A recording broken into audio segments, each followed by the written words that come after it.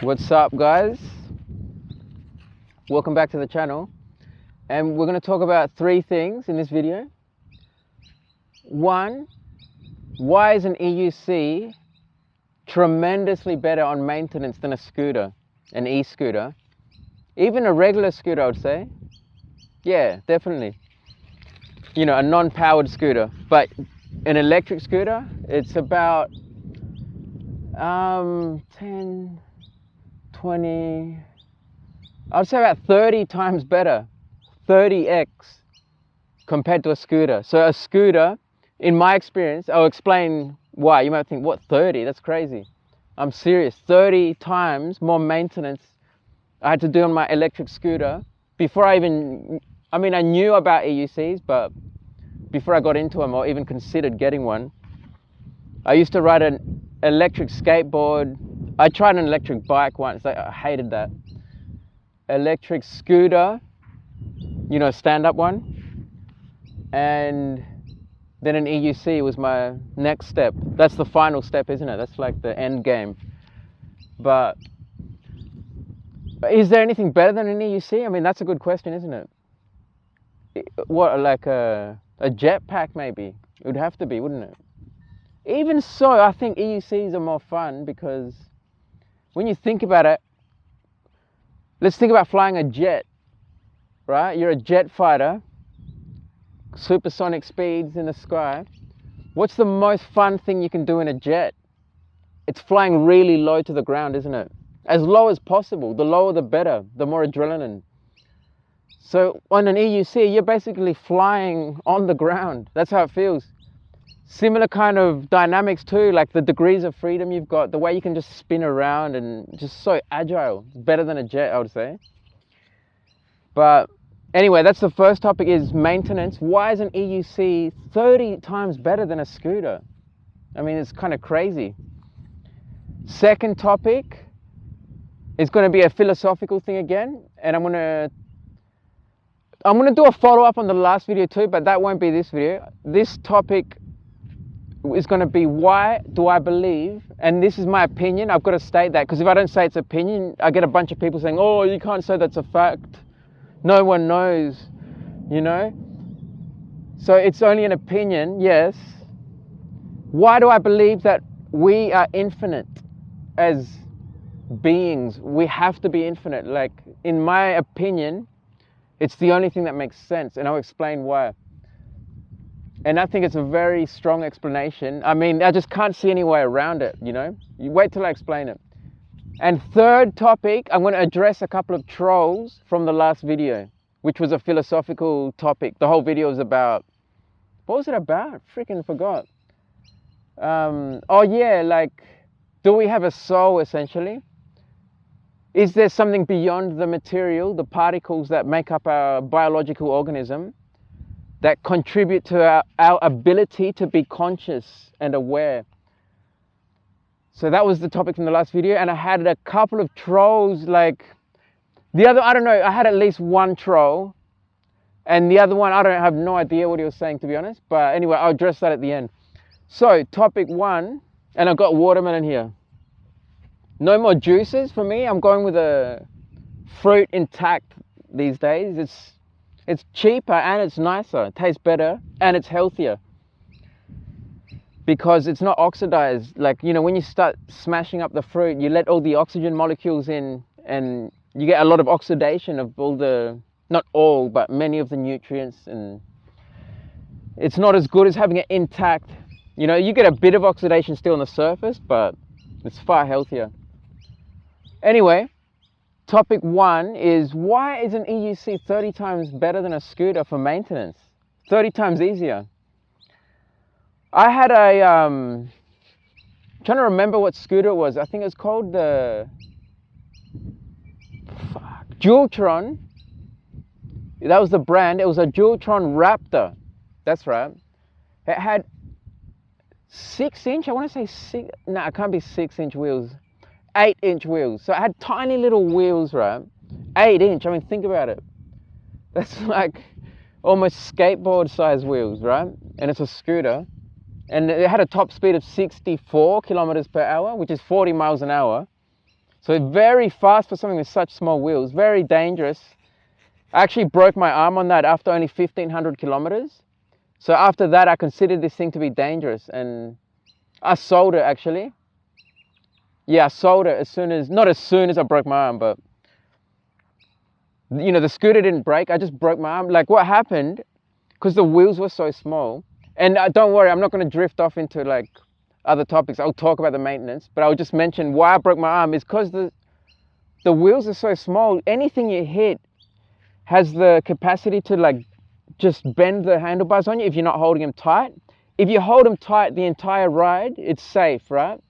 Even going fast, you know, if you're just there like, you know, just concentrating for the whole ride, don't let off for 1 second, then you're safe. But you let off for 1 second on that thing and you hit the wrong bump and you're not holding that handlebar tight, you know, just slack on the bars, it will twist on you. And if it twists like that, you end up with a wheel sideways and the whole thing flips over and you slam down like an axe, like a human axe going like straight down into the concrete where your face is the blade, you know, like. And because I didn't want to break my head open, I put my arms out and broke one of them. So yeah, that's what happened there. Anyway, these small wheels are part of, I mean, it's the reason the maintenance is so hard as well. So that's why I talked about the wheels a bit.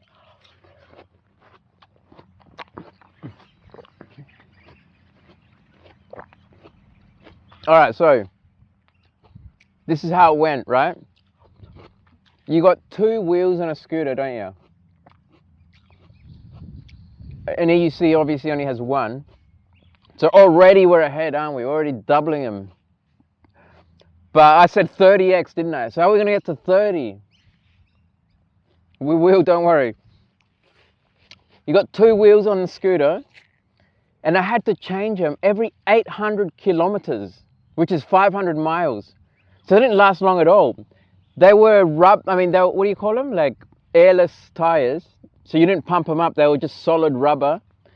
And that could be part of the reason they wore out so quick. I don't know, like perhaps, but the other part of the reason they wear out so quick is the small diameter. So every mile you travel, let's say, they have to spin that many more rotations, right? Because one rotation of a small wheel only gets you so far. A large wheel, one rotation gets you further. So to go any given distance, those wheels are rotating many more times, probably double or triple.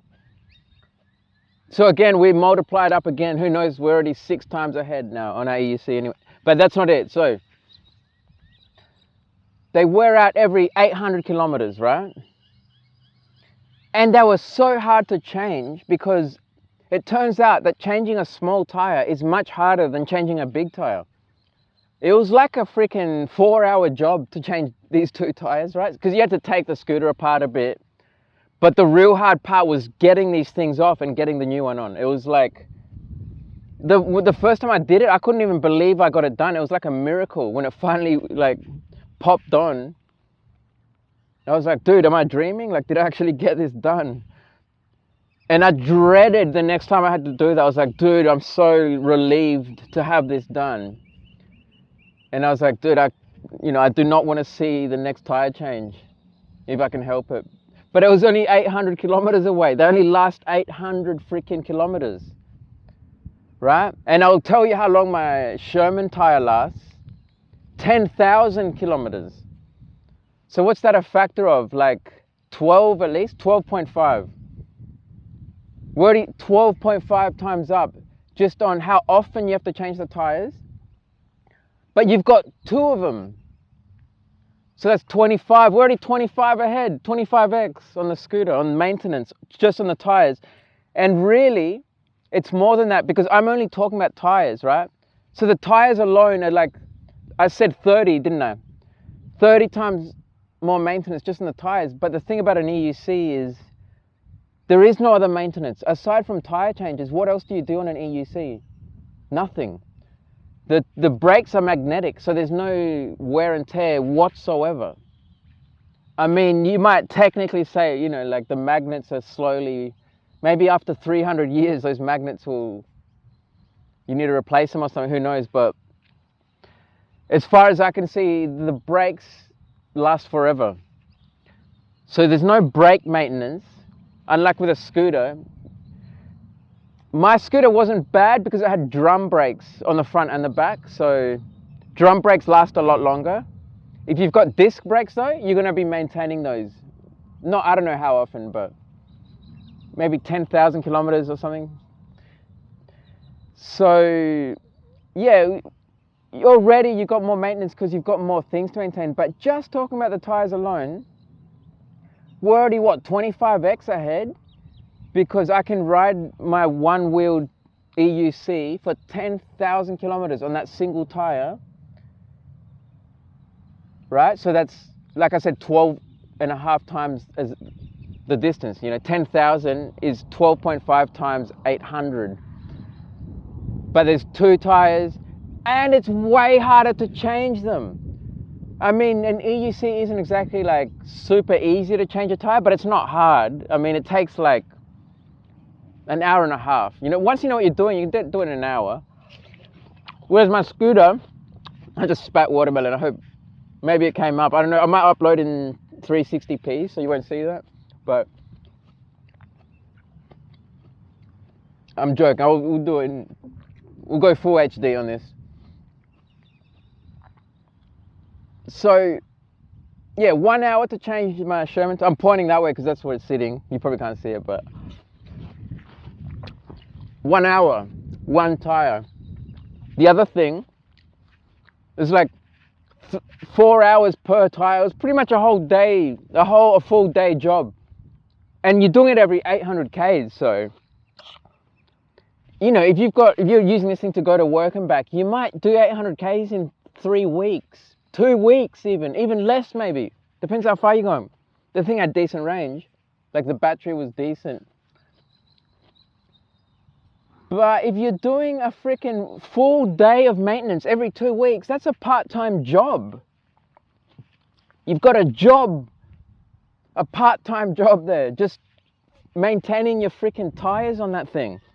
It's insane. Like, when I realized how quickly you can do 800 kilometers, that also made me want to sell this thing. But yeah, when I broke my arm, thanks to those little tires, man, there was no more for that thing. And I almost went and bought a Dualtron Ultra. So I sold it was a Dualtron Raptor.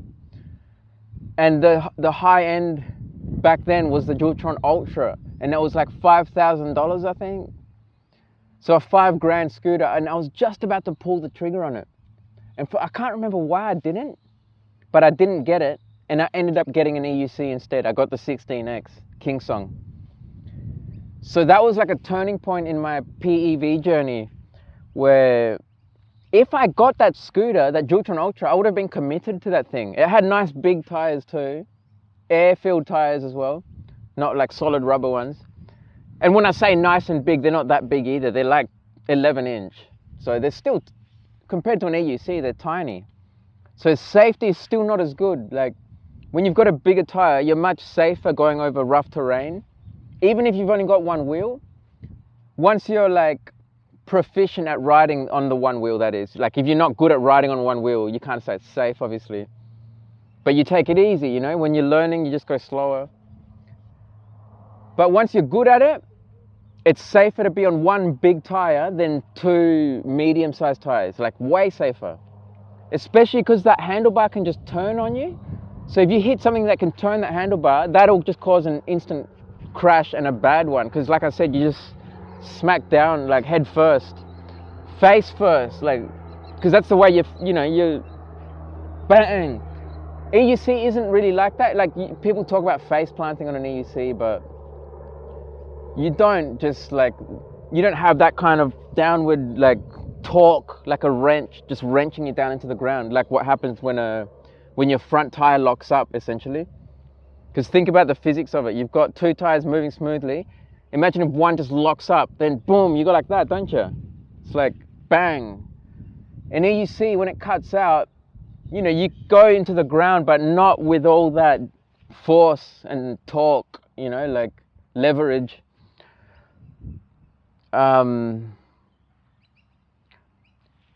You can have a worse fall if you're leaning forward hard. So if you're like, in an EUC, when you want to accelerate hard, you need to lean forward more. So if you've got a hard lean and then it cuts out on you, you'll hit pretty hard. So in that case, you want to be careful. Like, full face helmet is kind of important, even though I'm not using one at the moment, but I take it easy. So if I'm going to ride like that, I'll use a full face helmet. So there you go, essentially. Like, I think it's more than 30x. Like I said, 30x on the maintenance.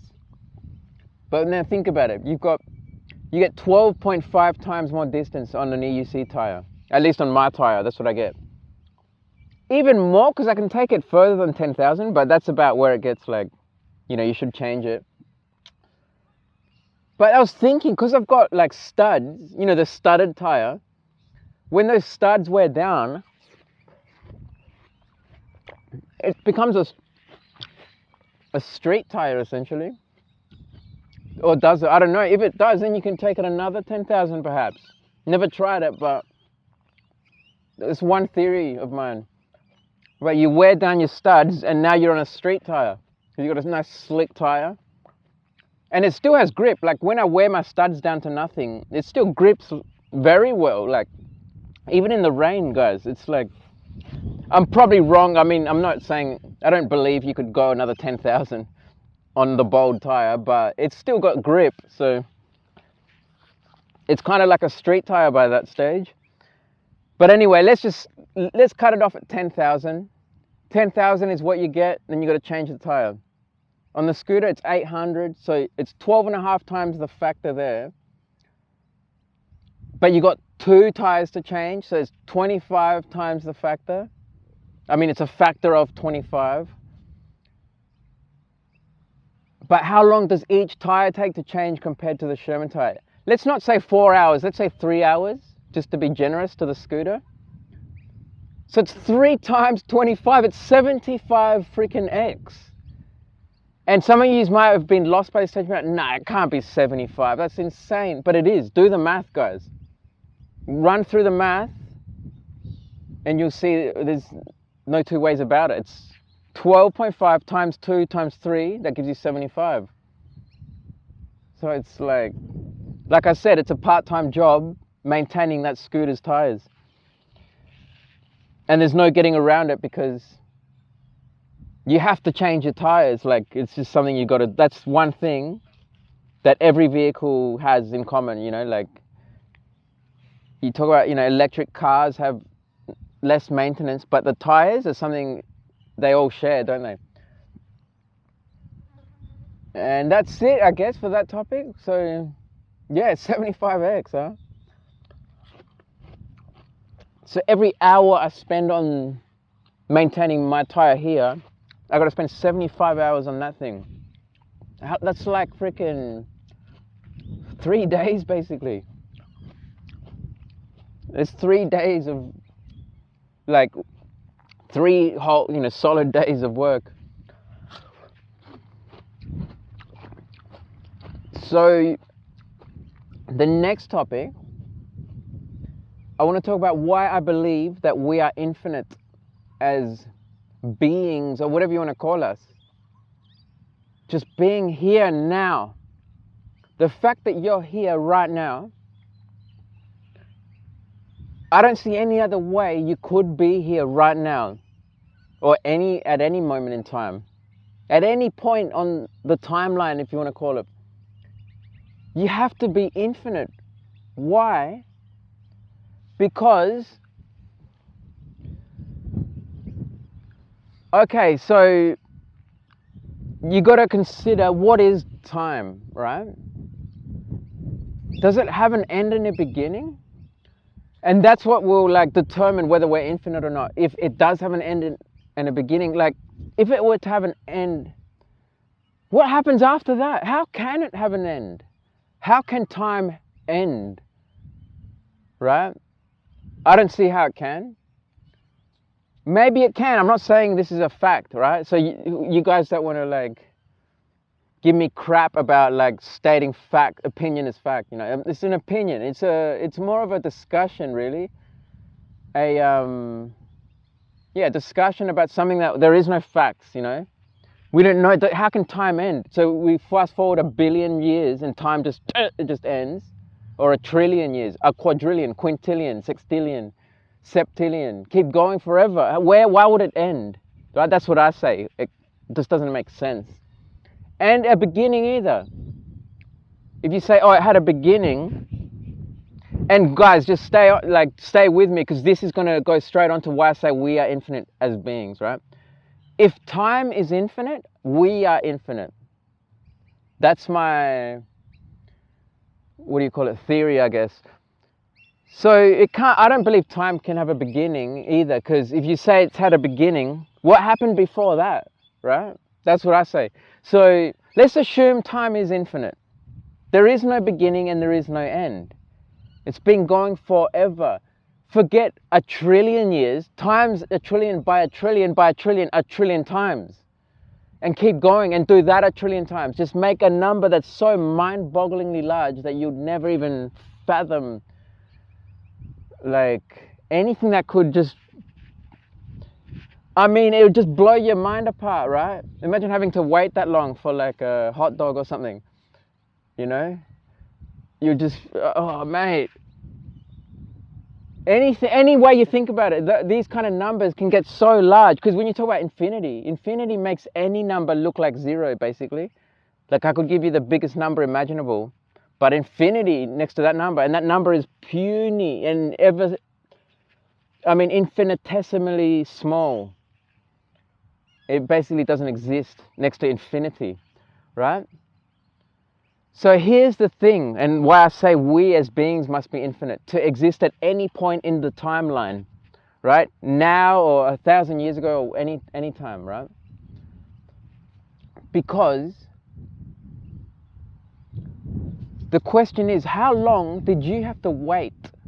And it's not like you waited, it's not like you were in a queue waiting, but how long did time have to wait, or the universe have to wait, for you to be born? Right?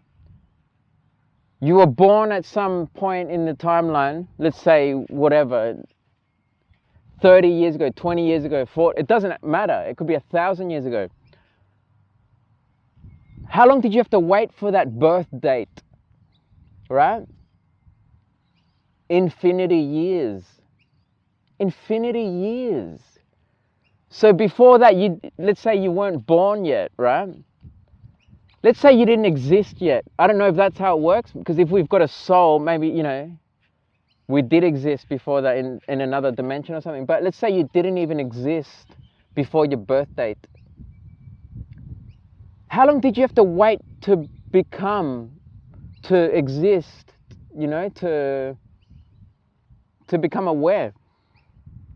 Infinity years, isn't it? Well, think about it. The timeline is infinite. You were born here. How much time was before that? Infinity years. And you got here. We all did. Even though you had to wait infinity years, how can you wait infinity years? Right? Whether it's for a hot dog or to be born, you'll never get there. You'll never, ever, ever get there, right? Because time goes back to infinity. Right? I'm talking back, go back in the timeline, into the past. It goes back infinity years, or infinity millennium, infinity centuries, whatever, it's all the same. Infinity seconds.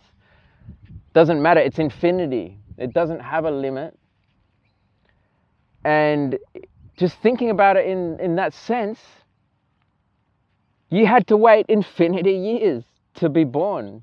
So you're never going to get here unless you yourself are infinite, an infinite being with infinite potential, essentially. And we're all here, that's the thing. And why do I think we have infinite potential as well is because it kind of links to the last video. Like, we have a consciousness, right, that it can simulate anything you see in the physical world, don't you? Like in your dreams. I'm sure most of you had dreams that are so real that you can't distinguish the difference between that dream and reality, can you? So your mind is simulating everything you see, like, and beyond as well, right? Like, you can have intense dreams that just make this dimension look like it's super simple. And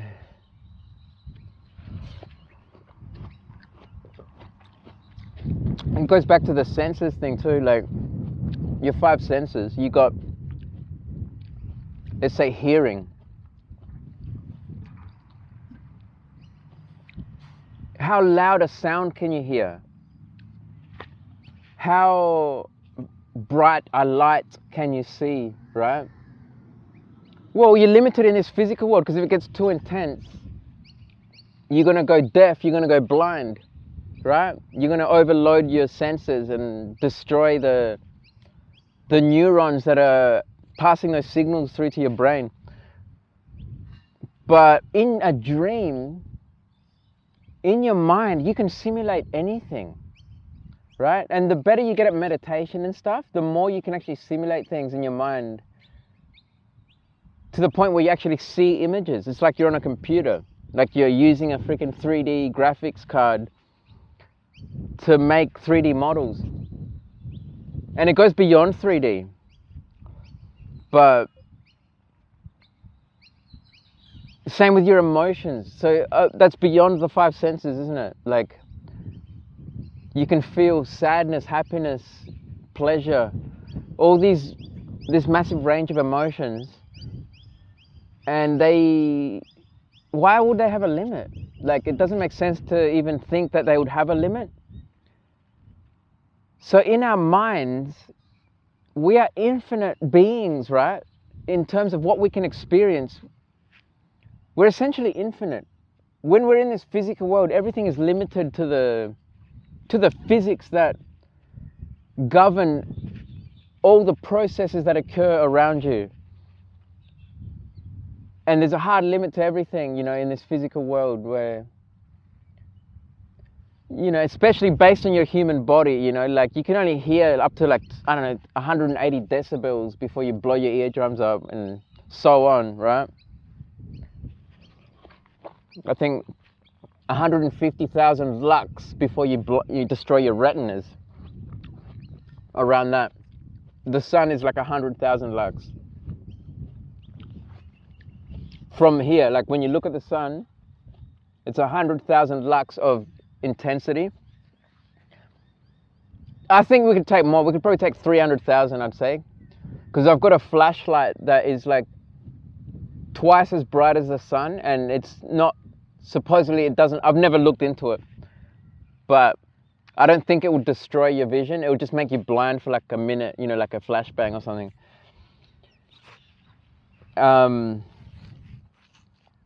Yeah, I reckon that's the end of that topic. Like, I kind of drifted off a bit, because the point was really that time is infinite, or if time is infinite, then I believe we have to be infinite also. Otherwise, you just never get here. You never come to be, right? And you might say, oh, but you die and then you're gone. Who's to say? And I don't believe that. Like, that ties into the last video too, because I strongly believe that there's more to the physical particles that make up your body that determine your consciousness. Because yeah, if it was just the physical particles, as soon as your body dies, you're done. You're gone forever. Right? You waited forever to get here. You waited infinity years to get here. You lived 80 quick years or whatever, you know, the average age of the human being. And then you're gone forever. I mean, that in itself is mind-blowing. If that were the way it was, that would blow my mind apart, just to know that. And I strongly believe that's impossible. To me, the way I understand things, that's impossible. It's impossible to arrive as a limited being in an infinite timeline at any point in the timeline. And now we move on to the third topic. and that's the trolls. So, and I don't even know if they're like, I have no idea what they're saying, to be honest. But so I'm not going to mention names, but this one guy, and he deleted his comment, so it's not on that video anymore. But basically, he disagreed with my point of view, which is good, and it's perfectly fine to have different points of view, because like I said, this is a discussion. It's not, I'm not stating hard facts.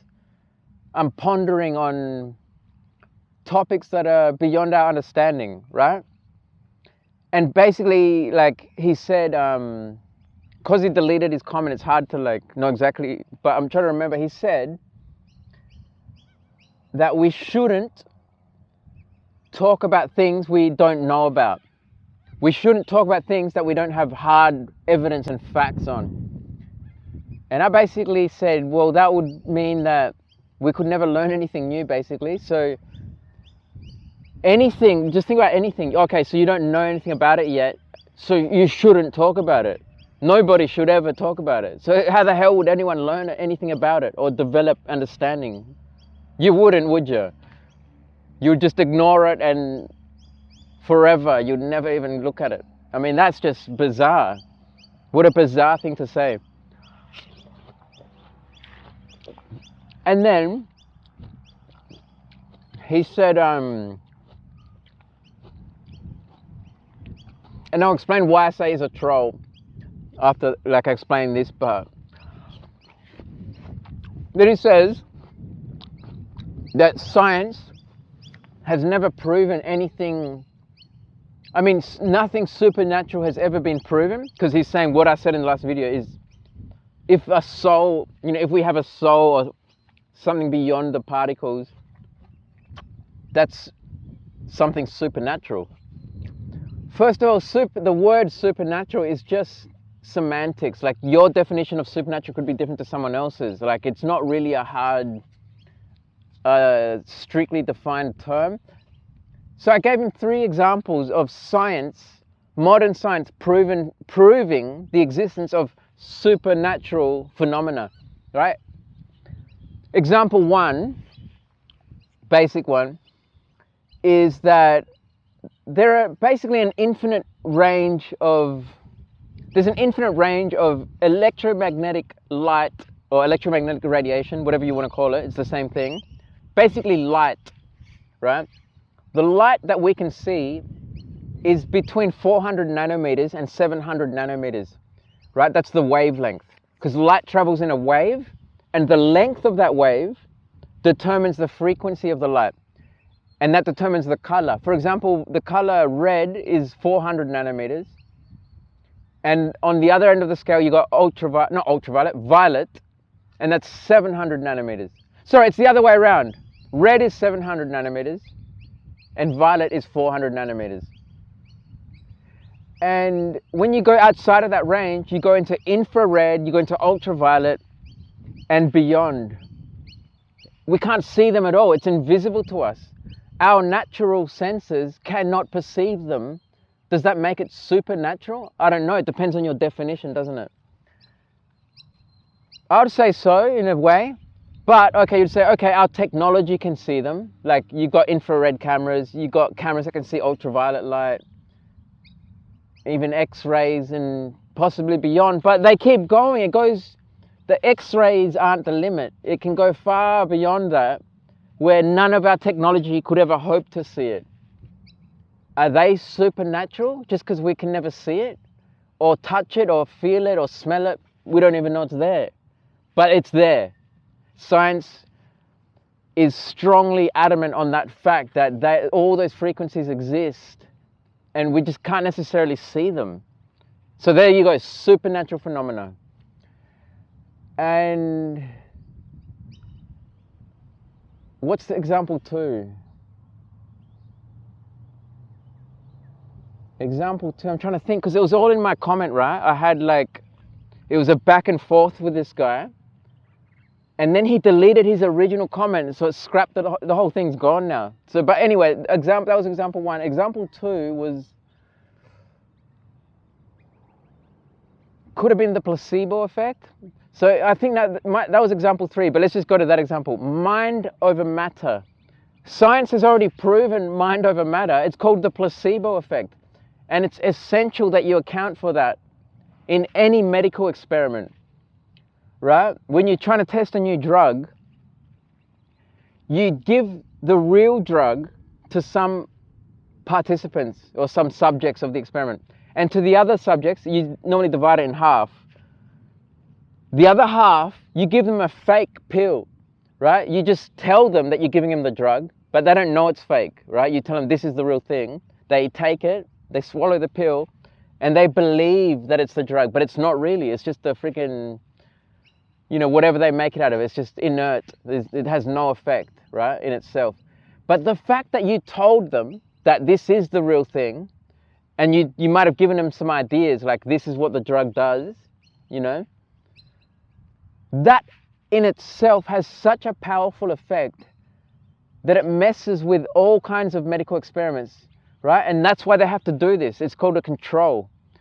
They control and make sure that when they say, like, imagine if you didn't if you didn't divide it in half and only gave everyone the real thing, right? Then you don't know if the effects that you're seeing in the experiment are from the drug itself or the mind of the participant just believing that the drug is going to do something. You don't know. So that's why you have to do both. You have to do mind over matter, and you have to do the real thing, the real drug. Because mind over matter is very real. And actually, I remember what the other example was. It's related to mind over matter. It's called the observation paradox. And this paradox, basically, it scares the hell out of scientists, because if anything is supernatural, then that's this, right? Basically what happens, just by looking at something, you change it, right? You change the effects of the experiment. And it's observed when they're experimenting at the atomic level. They're actually looking at electrons, right? So if you don't know what that is, everything in the world is made up of atoms, and these atoms are made up of 3 main constituents, which are protons, electrons, and neutrons, right? 3 particles, right? And yeah, you can break those down into smaller things, but those 3 particles make up the whole world around us, right? And the electron is the small thing that orbits around the atom. Like, I'm sure everyone's seen a diagram of an atom. And I just burped. Hopefully it's not too loud and disgusting, but because I've got the microphone right here. But anyway, these atoms are orbiting around at basically light speed. And when they're observing the atoms, just by looking at it, it changes the effect of the experiment. I'm not sure exactly how they found this out, but if you do the experiment without looking at it, so all you're doing is looking at it, right? But let's just say you don't look at it, no one's looking at it, and you just take the results, you get a certain pattern, right? Because you can do the experiment over and over again just to see, to make sure it's not like an anomaly, it's not like a one-off thing. But then when you do the experiment, wow, just looking at it, that's it. You're not touching it, you're not doing anything, you're just looking at it. It changes the results, guys. And this blows the minds of scientists, and it's called the observation paradox, and it's a real thing. And is that supernatural? I would say hell yeah. Mind over matter, So to people who are fixated in this mindset of, there's nothing supernatural has ever been proven, you don't even know what you're saying. You don't even have a hard definition of the word supernatural, right? What do you even mean when you say supernatural? Is it beyond our natural senses? Because if that's what you mean, then you're 1,000% wrong. Because the first example I gave with, electromagnetic waves, and even if that's not what you're saying, you're still 1,000% wrong, because science has proven supernatural phenomena exists. But even so, even what I'm saying is kind of stupid, because the word supernatural in itself is just semantics. Someone might say, no, but that's not supernatural, that's now science. Well, the science doesn't understand it, do they? So you can't really say it's like... And even if you could explain it, right, somehow just explain it perfectly down to the T, does that make it now non-supernatural? It's like saying, what is magic, right? To someone in the, 1,000 years ago, living in the desert with no technology, if they saw a computer, they'd be like, that's magic, right? You're doing wizardry right there. That's what they would think. So in their definition, that's supernatural, that's magic, right? So now you see, it's just a word, and you got to move beyond the semantics in order to try and just have a hope of trying to make a discussion like this, like try and gain a semblance of understanding. And I'm not saying I understand it either. I'm just pondering, right? They're just ideas. And that's all it is. And then his next response was, I'm not having this conversation with you anymore. And that's it. Gone. And then he deleted his comment. And why I say he's a troll is because this dude sounded friendly, right? And then he just became a troll, basically. In my opinion, that's a troll. Like someone that you can... I didn't know him personally, but he had commented on lots of my videos and like seemed like a cool dude. But then to just like to bail out like that and just go like, I don't know, you might say, oh no, but it's just like, it just sounded super rude, It's like we're having this deep conversation and it's just suddenly, nah, I'm not having this conversation with you anymore, gone, never coming, like, it's like, what? Can't we, have like a civilized discussion? And I guess not, I reckon it must have been that he literally, he's so fixated on his opinion, right? But he's got nothing to back it up. Whereas I just threw a whole bunch of facts at him. Not just opinions, because these are the 3 examples as facts, right? Mind over matter, the placebo effect, the observation paradox, and invisible light. They're all facts of science, right? But he had no rebuttal, so he just gets mad at me and then just disappears like that, right? And the other reason I say he's a troll is that the first comment, and I didn't mention this because the first comment he left was, remember how I talked about my channel going downhill, right? And I'm saying like, I got to try and do something to like bring my channel back up. And the first thing he said was, you should buy new wheels, like new EUCs, because that will like get more attention from the EUC community. And I said, if I need to, like my response was, if I need to buy new wheels to get more views, then screw it. I won't do it. I'll buy a new wheel because I want to ride the wheel. That's basically what I said, right? And then his response was, that's super harsh, man. Like, I'm just giving you advice and you're being harsh. And it was a misinterpretation. I didn't mean it in a rude way whatsoever. In fact, I appreciated that he opened my eyes to that fact because I think he's right. I believe he's right. If I were to, freaking ants. If I were to buy new wheels, like heaps of new wheels, I bet you I'd get more views. I reckon he's completely right. And I appreciate him making me aware of that because I had never considered that. And now I see that's probably what it is. Because when my channel first started, my videos sucked. They were boring.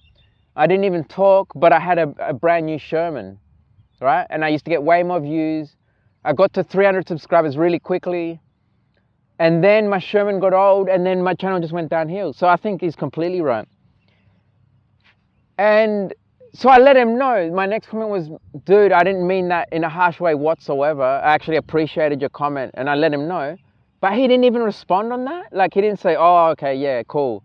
Nothing. He just ignored it and then went on to the rebutting my argument. So like in in my opinion, that's being a troll too, because you don't just like ignore, like you acknowledge the fact that I said, yeah, nah, I wasn't being rude, you know? It's like, oh, okay, just, I don't know, like it's just weird to me. And the other troll was someone saying, this is, he said this, I listened to Alan Watts, so this is really hard for me to listen to you. What do you mean by that? And if you don't know who Alan Watts is, he's an amazing philosopher, and I was talking about a philosophical topic, right? So what does that mean? So that's why I say I don't know if he's a troll, I don't even know what he means, but it kind of sounds harsh, doesn't it? It's like, okay, what does he mean? I listened to Alan Watts, an amazing philosopher, therefore I cannot listen to you. What? So yeah, there you go, that's that. And I won't mention names because I don't know if he was being a troll. I have no idea. Maybe he like, English is his second language or something, so he doesn't really know how to like communicate. I'm not sure, guys. But anyway, that's the end of this video. Yep, almost finished the watermelon. And hopefully it's not too long. What do we got here? 46 minutes, are you serious? Oh well. There'll be no editing in this one. I guarantee you that.